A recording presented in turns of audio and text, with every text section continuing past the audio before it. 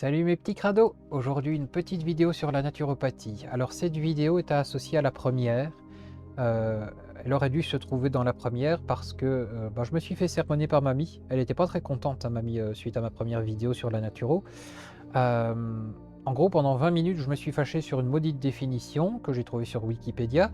Et puis je vous ai donné 20 minutes de ce qui était à la louche, à l'appel, à tout ce que vous voulez, la naturopathie et ses principes. Mais durant ces 20 minutes, j'ai omis l'essentiel et mamie m'a sermonné, elle m'a dit: «Bah, tu déconnes là quand même, enfin voilà, c'est la base de la base et tu oublies d'en parler». Effectivement, j'ai oublié de vous parler de ça. Alors de quoi est-ce que j'ai oublié de vous parler en fait? Bah, des connaissances nécessaires pour être naturopathe. Je vous ai dit ce qu'était un naturopathe, ce qu'était, contrairement à un médecin, ce qu'était la naturopathie, mais je vous ai pas dit ce qu'on apprenait, nous, naturopathes. Donc je vais corriger mon erreur, on va en parler aujourd'hui, ça va durer un petit quart d'heure à mon avis, pas plus, rassurez-vous.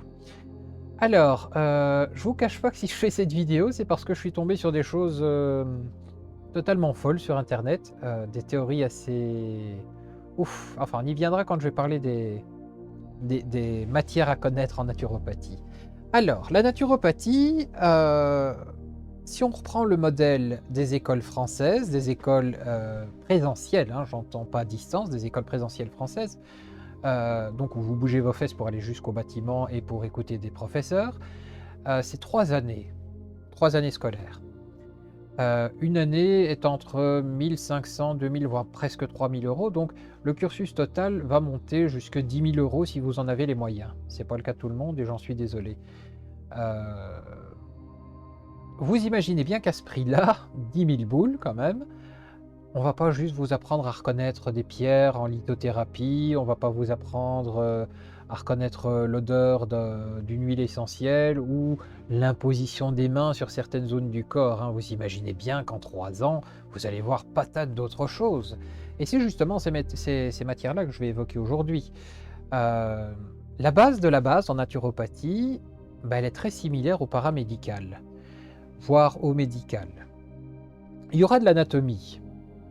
L'anatomie, c'est, je vous l'ai expliqué dans une précédente vidéo, la géographie du corps, savoir si tu es un cœur, savoir si tu es un poumon, savoir si tu es un pancréas, un foie, une vésicule biliaire, le gros intestin, le côlon transverse, le côlon ascendant, le côlon descendant, l'urètre, la vessie, les glandes surrénales, la thyroïde, enfin il y a tout un tas de trucs à localiser dans le corps, c'est bien de savoir où ils sont foutus.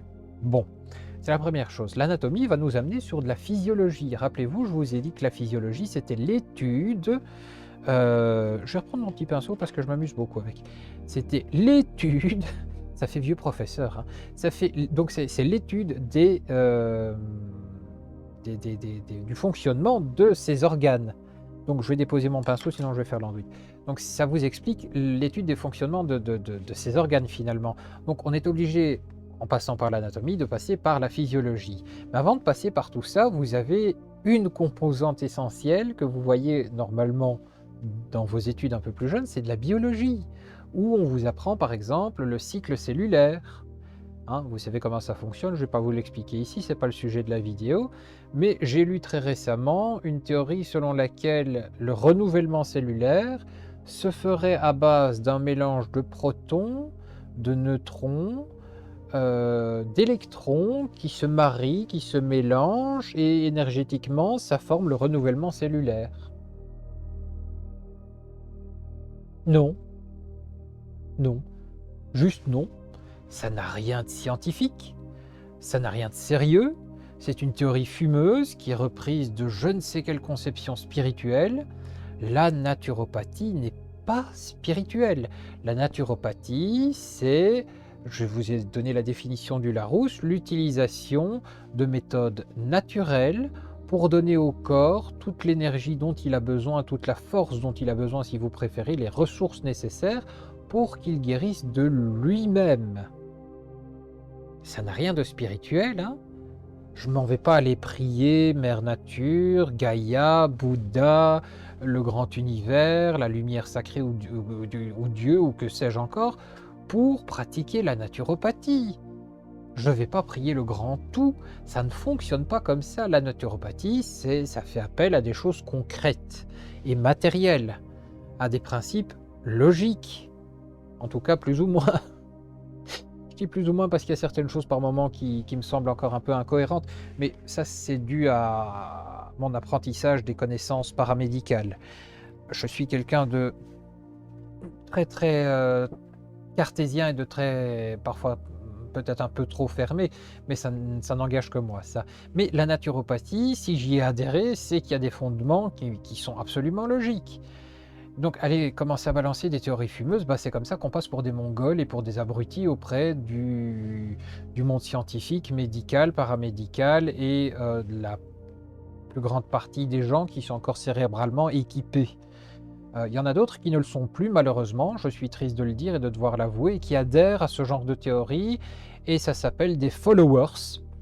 C'est comme ça qu'on les nomme et on les retrouve souvent sur des groupes, que ce soit Facebook, Instagram, TikTok, je ne vais pas tous les citer, mais enfin vous avez compris, même YouTube, on va pas tous les citer, vous avez compris l'idée. Alors, anatomie, important, physiologie, super important. On va vous apprendre aussi de la biologie. La biologie. On va vous apprendre des bases de chimie. Ça, c'est pour la suite du cursus, mais on va vous apprendre les bases de chimie. Les relations covalentes, l'électronégativité, ce genre de choses qui sont vraiment basiques, que vous avez déjà vu normalement plus tôt dans votre cursus scolaire. On va les approfondir un petit peu euh, pour rafraîchir tout ça. On va vous apprendre un peu de biochimie aussi. Ce sera nécessaire pour la suite. Bon, j'en dis pas plus tout de suite parce que vous allez voir, vous allez comprendre pourquoi ça va être nécessaire. Et je vais le dire tout de suite d'ailleurs. Donc ça, c'était la base. Anatomie, physiologie, biologie, base de chimie et biochimie, ok? Cinq matières ultra importantes. On parle toujours pas de naturopathie, hein, jusque-là on est d'accord. On parle vraiment de connaissance du corps humain, de fonctionnement du corps humain et de tout ce qui touche finalement au règne du vivant. Viennent ensuite d'autres connaissances ultra nécessaires que sont la pharmacologie et l'herboristerie. C'est là que la biochimie et la chimie viennent jouer un rôle.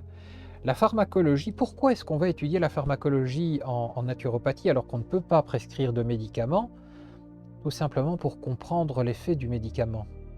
La pharmacologie, c'est pas seulement avoir la possibilité de connaître le médicament pour le refiler à quelqu'un, c'est connaître le médicament pour savoir quels sont ses effets secondaires, quelles sont ses interactions. C'est absolument vital. Quand vous êtes naturopathe et que vous allez commencer à donner des conseils, éventuellement des compléments alimentaires, bien que ce ne soit pas vraiment comme ça que fonctionne un naturopathe, sérieux, on s'entend, il est primordial de savoir que ce médicament et ce complément alimentaire ne vont pas du tout aller ensemble, vont s'opposer, qu'il va y avoir des interactions qui sont absolument catastrophiques. Donc, voilà pourquoi la pharmacologie. Alors l'herboristerie, c'est simple, hein. On va faire de la phytothérapie plus tard, donc c'est essentiel de connaître la plante, de savoir quelle partie de la plante va être utilisée, la sommité, la racine, les feuilles, heu, il y a encore d'autres choses, mais c'est important. Alors après, on va apprendre de la diététique générale. Alors ce que j'appelle la diététique générale, ce sont les principaux régimes alimentaires qu'on connaît aujourd'hui, incluant, les véganes, les végétariens, les omnivores. On va voir le crudivorisme, on va voir, enfin, on va intégrer vraiment tous les régimes alimentaires qui sont les plus courus finalement et les plus répandus dans la société actuelle. On va faire un tour par d'autres types de régimes alimentaires pour comprendre ce qu'il y a de bon et ce qu'il y a de mauvais en eux.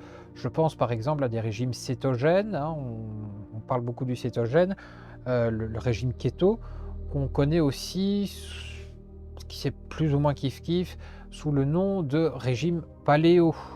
Le régime paléolithique, qui est un excellent régime, soit dit en passant, enfin un mode de vie alimentaire, c'est pas un régime. Un régime, on vous apprend que c'est une période et puis pouf, on reprend la normale et c'est foutu. On est reparti pour la montée du poids. Bref, de la diététique générale. Ensuite, on va vous apprendre la diététique sportive. Oui, dans la diététique générale, j'ai oublié de dire, on vous apprend quand même à reconnaître une vitamine, un oligo-élément, les minéraux, enfin toutes ces petites choses-là qui sont importantes quand même, hein. On va parler des protéines, des glucides, des lipides, enfin on va les voir en long, en large et en travers, donc c'est ultra important.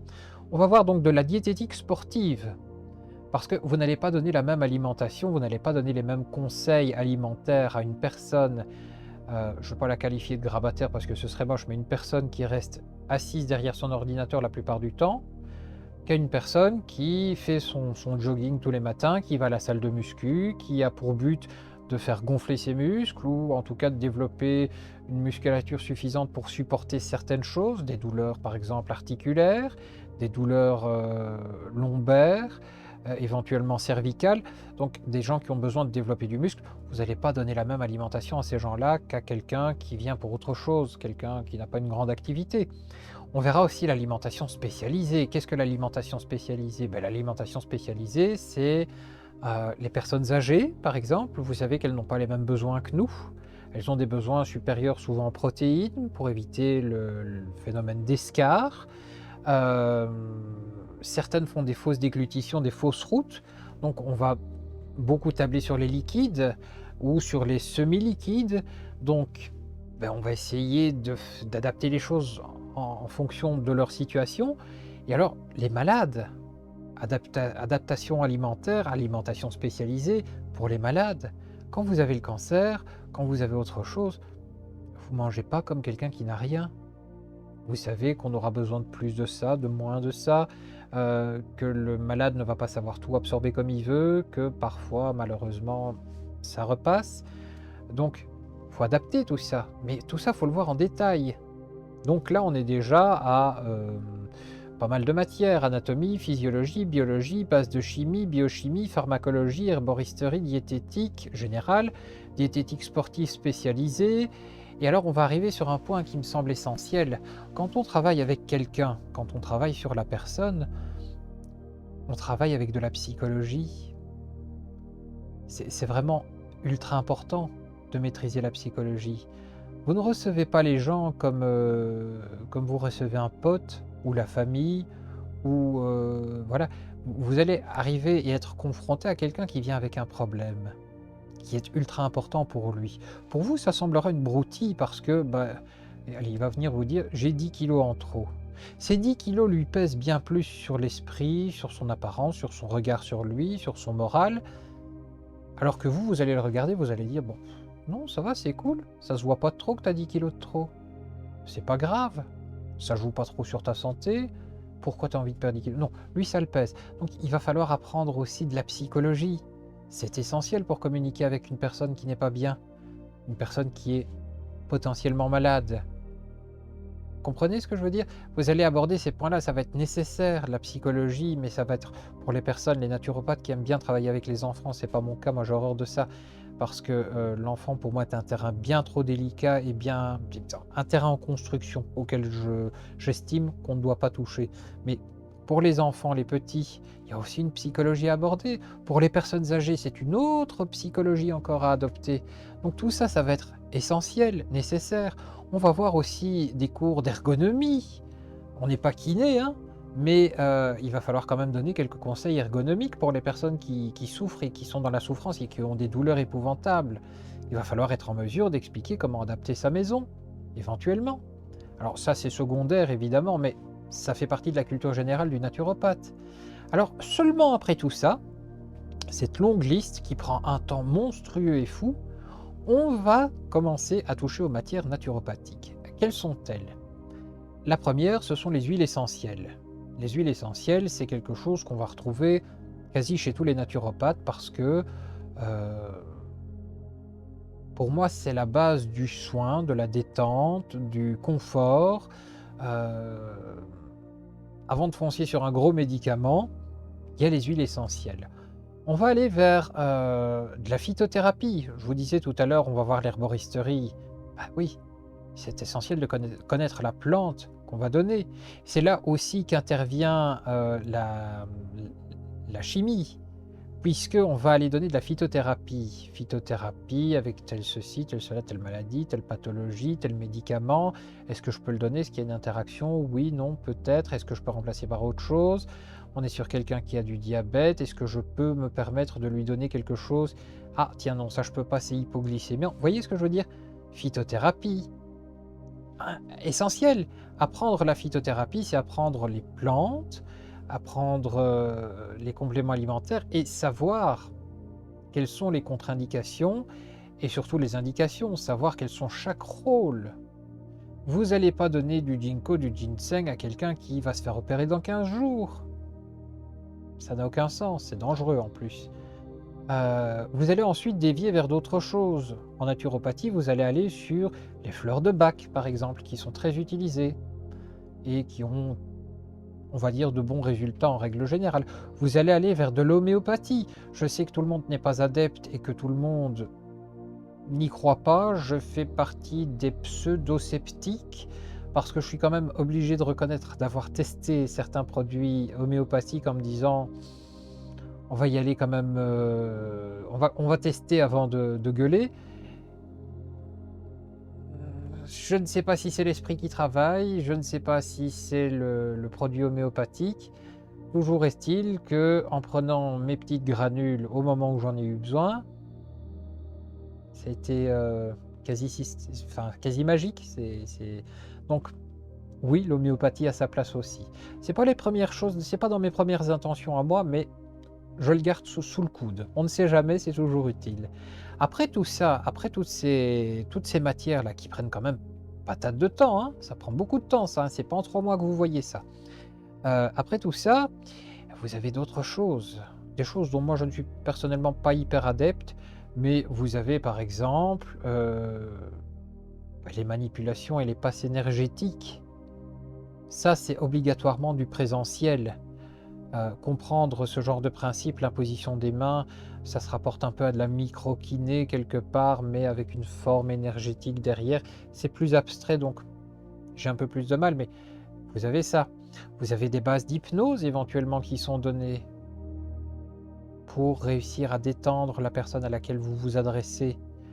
Vous pouvez avoir des bases d'autres choses, enfin, ça fait légion. Je vous ai déjà donné quand même toute une série d'indications. D'abord, on va vous donner le gros bloc qui est généralement indigeste de tout ce qui est médical et paramédical parce que ce sont les bases des bases. La compréhension, quand vous voulez atteindre un objectif et cet objectif est le bien-être de la personne en face de vous, il est absolument, absolument nécessaire de savoir où vous allez, sur quoi vous vous engagez et comment ça fonctionne. Si vous ne savez pas tout ça, on vous donne parfois des cours de pathologie, je ne l'ai pas dit. On vous donne parfois des cours de pathologie pour pouvoir reconnaître et faire la différence entre un rhume, une rhinite par exemple, une rhinite causée par un virus, donc une rhinite virale, d'une rhinite allergique.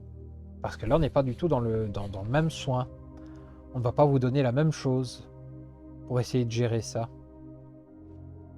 Donc, pathologie, parfois, c'est vu aussi. Peut-être moins en détail que dans le paramédical et dans le médical, parce que bah, là, vraiment, on est dans la pathologie pure. Mais on la voit.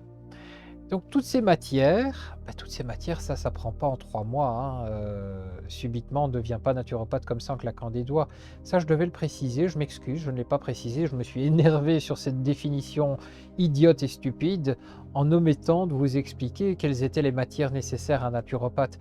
Donc vous comprenez aussi pourquoi je m'énerve quand je lis cette définition, parce que tout ce que je vous ai énuméré, jusqu'à la psychologie, donc juste avant les huiles essentielles, c'est des choses que vous retrouvez dans les cursus paramédicaux chez les infirmiers, par exemple. Ce sont des choses que vous retrouvez dans les cursus médicaux chez les médecins.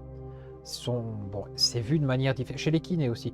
C'est des choses qui sont vues de manière différente, hein. Chez le médecin, par exemple, on va s'attarder un peu plus sur l'anatomie, la physiologie, la pathologie. On va pas trop aller l'emmerder avec la diététique sportive, ni la diététique spécialisée pour les personnes âgées. Il y a des spécialistes qui s'occupent de ça. La psychologie, c'est pareil, les médecins, vous savez qu'ils n'en ont pas tous. C'est des choses sur lesquelles on fait souvent l'impasse. On va nous parler aussi d'hygiène, ce qui est important, pas d'hygiène de vie, mais d'hygiène d'hygiène médicale. Je vais le dire comme ça, l'hygiène qu'on vous a appris ces 2 dernières années, le lavage des mains, heu, enfin tout ça on vous l'apprend. On vous l'apprend parce que vous allez être en contact avec des gens qui sont potentiellement malades, donc il faut savoir ce que vous devez faire, ce que vous ne pouvez pas faire, et cetera, et cetera. Bref, voilà. Je pense que la vidéo est assez complète, que je vais pouvoir en rester là. Je voulais juste expliquer aux gens qui, à 2 types de personnes. La première catégorie sont les médecins. Je voulais juste leur expliquer, les scientifiques, que, des personnes plus cartésiennes, que non, non, non, on ne s'intitule pas en lisant 3 revues. Enfin, derrière moi, vous voyez qu'il y a pas mal de bouquins et alors ils ne sont pas tous là, il y en a encore en bas. Ils ne sont pas tous là, hein, j'ai pas de la place pour ranger tout. J'ai mis un peu de déco pour que ce soit plus agréable, mais juste à côté, là, vous voyez pas, il y a une deuxième bibliothèque qui est chargée. Donc ça veut dire que, ça s'est pas passé en 1 mois et demi, 2 mois, hein. Je m'intitule pas naturopathe. Ce que vous voyez juste là, c'est mon cursus de naturopathe. Voilà. C'est pas mal de temps. C'est beaucoup de temps. Donc je me fâche beaucoup quand on me dit que ma pratique est une pratique de charlatan. Parce que mes bases sont les mêmes que chez un infirmier ou, parfois chez un médecin. Je vais juste pas prescrire de médicaments, je vais juste essayer d'éviter à ce qu'on prescrive un médicament. Je vais juste préparer les gens à éviter de devoir avoir recours à un médicament. Ça fait pas de moi un charlatan. Ça fait de moi quelqu'un qui prépare quelqu'un d'autre à essayer d'anticiper les maladies. J'anticipe et si ça fonctionne pas, il va chez le médecin. Je l'interdis pas. Enfin, je veux dire, je suis pas une secte, hein. Je il arrive un moment où j'arrive à mes limites, où je dis: «Non, là, c'est pas de mon domaine, c'est pas de mon ressort», j'envoie chez le médecin. Je suis pas un irresponsable, vous savez, et la plupart des naturopathes fonctionnent comme moi, hein. On n'est pas des irresponsables. Quand il arrive quelque chose, on envoie directement la patate chaude, j'ai envie de dire, chez le médecin. On arrive à faire la part des choses. On n'est pas tous des cinglés qui disent que, le renouvellement cellulaire se base sur un mélange de protons, d'électrons, de neutrons qui se marient, qui copulent et qui pouf! Magique, hein? Et alors la deuxième chose, je vais m'adresser justement à ceux qui émettent ce genre de théorie. Je ne sais pas si vous vous rendez bien compte, les amis, que vous portez plus de préjudice à la profession de naturopathe que, qu'autre chose. Vous faites beaucoup de mal aux naturopathes finalement. Donc restez dans vos domaines de base. Si votre domaine c'est l'alimentaire, la nutrition, le sport ou je sais pas quoi, restez dedans. Ou alors formez-vous réellement à la naturopathie. Mais ne vous intitulez pas naturopathe parce que vous avez pris des cours de nutrition par exemple. C'est pas suffisant. Ne le faites pas si vous avez pris des cours de fleurs de bac, ça n'est pas suffisant. C'est tout un cursus général rempli. Voilà, c'est ce que je tenais à dire aujourd'hui parce que, bah, je vois des choses passer qui sont voilà. Je me mets à la place des médecins, je me mets à la place des naturaux et puis je me dis: «Mais merde, finalement, ils ont raison tous les 2. Et puis au milieu de ça, bah, il y a des petits comiques, des petits rigolos qui viennent foutre le bazar et c'est à cause de gens comme ça que nous passons pour des illuminés et pour des gens irresponsables. Voilà. Oui, la fin est un peu teintée de colère et d'agacement, mais c'est en rapport à ce que je viens d'expliquer et je reviens sur la semaine dernière. Voilà, là je pense que mamie est contente. Vu son sourire un peu carnassier, ouais, je pense qu'elle est contente pour aujourd'hui. Bah écoutez, j'espère vous retrouver pour une prochaine vidéo naturopathique. Je ne sais pas quand est-ce que je vais la tourner, je ne sais pas encore ce que je vais aborder. Vu que vous avez compris finalement que j'aborde de l'anatomie, de la physiologie, d'autres choses dans la vulgarisation médicale, ça va vous aider à aborder la naturopathie aussi. Donc c'est vraiment tout, c'est lié, c'est un ensemble. Voilà, ah bah, je suis ravi d'avoir passé un peu de temps auprès de vous, j'espère vous revoir nombreux et nombreuses. D'ici là, ben, portez-vous bien.